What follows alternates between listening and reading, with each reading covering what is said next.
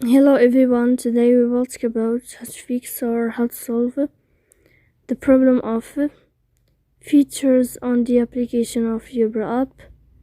You click on settings.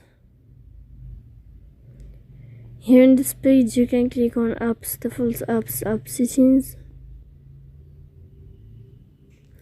And above you can search about Uber app and you will enter. Then you can click on first step and you can click OK. After that you'll enter to the window of storage.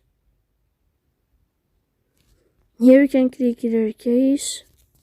In the end you can turn off your phone and you can turn on your phone again.